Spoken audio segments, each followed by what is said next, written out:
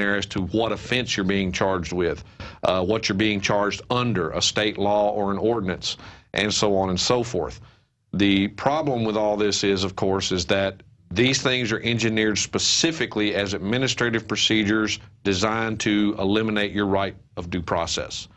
And they count on people being more afraid of having to pay the extra money than to understand what's being done to them, so that they'll just pay and go on and let the city take it. And that's what they're doing here for the most part. Even though we do have these rules and regulations that we need to have to maintain a polite society, the officers have no real authority to enforce an ordinance on a private citizen. Again, as we spoke of earlier, the difference between public law, general law, and private law. Private law cannot be applied to the general public. Private law involves a specific class of people doing a specific class of thing, and that is not the general public. In this case, this law would be appropriate as the what we talked about on the break with the police officers that left their police dogs in their cars and they died of heat exhaustion. This would apply specifically to them, because if it's under an ordinance, that ordinance is written to govern city employees. That would apply to them in this case. I'm just trying to think how they gauged the time, because you know, it was only 10 minutes and the vehicle was nice and cool when I arrived. I'm sure it was getting hot. We were running through the store, you know, trying to get out of there. And there would probably be, other than the security cameras, if they actually got footage that was time stamped, there would be no specific determinable way for them to say it was this long and this amount of time. They count simply on making the assertion that it was too long. The police officer, she was angry. It's 120 degrees in there. And I said, do you have a thermometer? I mean, how do you know? I mean, it can't be that hot, because it was borderline cold when we pulled in. They're making assertions without any facts to back up those assertions. They're using their intimidation tactics that they're trained to use to attempt to escalate the situation. This could have been much worse. Had you actually allowed yourself to be intimidated and got angry because of it, and actually started defending your rights and yourself, who knows what they would have wound up charging you with on the spot. But the best thing to do is just stay calm, collected, and say, look, you're the one that's endangering my animal by holding us here, okay? The longer we sit here arguing about this, the longer it's going to be and the temperature's going to rise, in which case you're going to attempt to prosecute me further when you're the one causing the harm. Yeah, that's exactly what was going down. So, in this instance, either write the ticket or don't write the ticket. But I need to go because my animal does need to be kept cool. Okay, there's another thing. When they pull you over, it takes forever. You know, and how can they keep you for so long? It's like, you know, I don't know what they're doing in there. You know, technically they can't. They can only, in the case of a traffic stop, for instance, they can only hold you for the amount of time that would reasonably constitute the effort to issue the citation. They can't just keep you there so that they can keep doing searches and call in drug dogs and have them go around your car. All of that constitutes false imprisonment. And there are numerous cases all over the U.S. and tons of it in Texas that when that officer is acting to deprive you of your ability to move about and he has no lawful authority for doing it, or the officer has issued the citation but won't let you leave, then he is guilty of false imprisonment in those actions. Well, I tell you what, I come from a law enforcement family. My stepfather was a police officer. My mother was a police officer. One of the first times when they first started allowing women to become police officers, 1967 in Orange County, she was amongst the first dozen of female police officers. And so I grew up in a law enforcement household, and but I have to admit, you know, as these years go by, I'm just getting to the point where I don't trust them. I do feel threatened when I see a police officer in my rearview mirror. And with good cause. And exactly, with good cause. And to me, they seem like redcoats. You know, they remind me of redcoats, or just revenue generators for the city. I mean, what has happened? The mindset is what's happened. The courts have basically empowered the police to literally get away with murder. No one can hold these people accountable. If you catch them in the middle of a criminal act and you try to testify against them in a criminal act, or even get them charged in a criminal act, They are protected by the very people that we would have to go to. They're protected by the prosecutors. The prosecutors rely on law enforcement to help them build their case. They rely on law enforcement to be the enforcement arm of the judiciary. Basically, that whole attitude has devolved in the different departments of government requiring to stay separate and each one being a check on the other.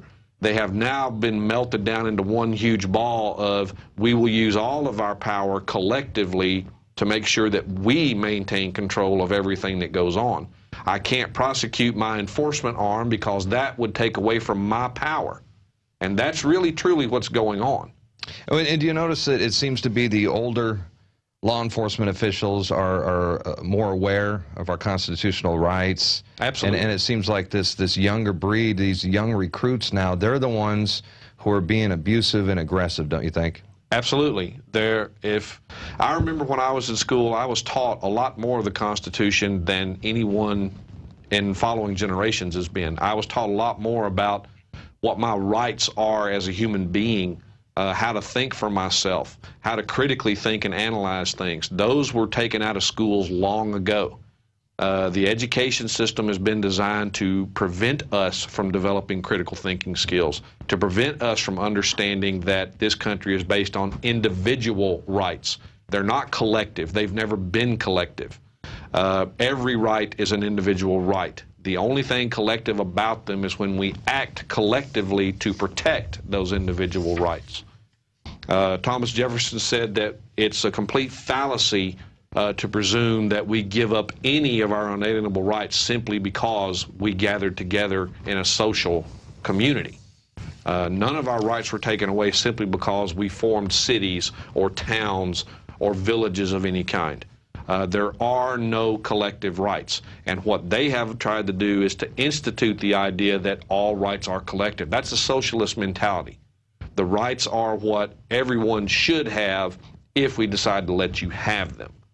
That's not how we're designed. We're not a democracy. We're not socialist. We're not communist. We are individual sovereign republics, and we need to remember that. Republic is built on the idea of individual rights and freedoms. That's right, man. I gotta listen to your radio show more, and I'd love to go to one of your seminars. Brave New Books. Can you tell us more about that? Yes, I teach a class every Sunday from 2 to 5 down at Brave New Books. We do tend to go sometimes upwards of 6 p.m., but the purpose of these classes is to teach people law, teach you court procedures. We use traffic law because it's what most people will encounter in their day-to-day life and have to be familiar with. But if you can take the concepts that you learn in the laws relating to transportation stops and the court procedures there, you can adapt them to virtually any type of judicial proceeding, civil or criminal. But we do delve more into the criminal side of things because that's where they tend to place transportation citations and citations of the sort that you've got. They attempt to criminalize everything, even when they can't prove an injury, which is up until, the late 60s, mid to late 60s, you could not have a criminal act without an actual harm. Now they create them simply as possible harms or probable harms or potential harms in order to classify these as criminal acts. It's no longer a requirement that you be able to have evidence of a corpus delicti, which is the harmed party, the body of the crime. And so they've basically turned us into accepting the loss of that right, the right to be able to have someone prove we caused the harm. Just like these officers with your dog, they can prove no harm.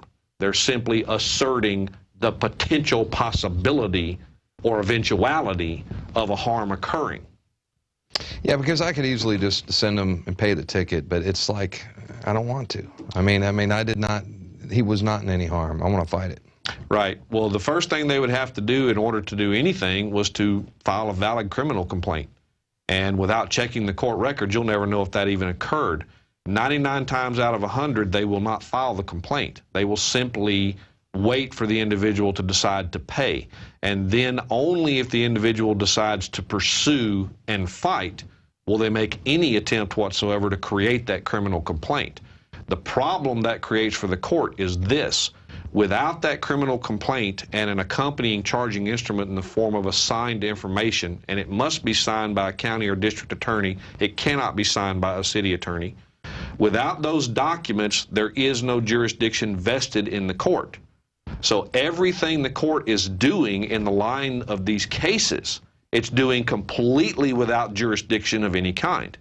And none of them have immunity when they're acting entirely without jurisdiction. This goes to where if you know that fact, you can now sue them for acting without jurisdiction. Awesome. Well, I would imagine that it would be, I imagine a lot of people would do this if they have a police officer, you know, a friend that's a police officer or a neighbor. Do they drag attorneys and law enforcement officials to your seminars? I've actually had several attorneys come to my seminars on occasion. In fact, one of my students is engaged in a case right now where he actually convinced his attorney to come down. And we talked over the case and everything, and there are several legal issues the attorney was not aware of in this case. I've even had attorneys ask me if I would represent them in a court of law on their traffic tickets, simply because I knew the procedure and the law surrounding that citation better than they did. And I've spent so much time studying it. It's because this is what I've decided is my purpose. My purpose is to educate the public on the things they need to know just to survive in our society right now as from a legal standpoint, because that system is what's being used to oppress us more than any other, the legal system, and the fake criminal charges that are being placed on us under the form of contrived view of it actually being law that's applicable, when it absolutely is not. Well, and a patriot has the courage and conviction to say no, you know, for the greater good of the people, and you, sir, are definitely a patriot. I'm definitely going to have to come check out one of your seminars, start listening to the Rule of Law Radio. I recommend everybody do the same. It's been great having you here. Well, thank you. And I look forward to having you again on in the very near future. Appreciate it. All right, thank you. All right, that's going to do it for tonight's broadcast. The INFOWARS Nightly News will return tomorrow, Lord willing, 7 o'clock p.m. Central Time. Until then, have a blessed evening. We'll see you right back here tomorrow.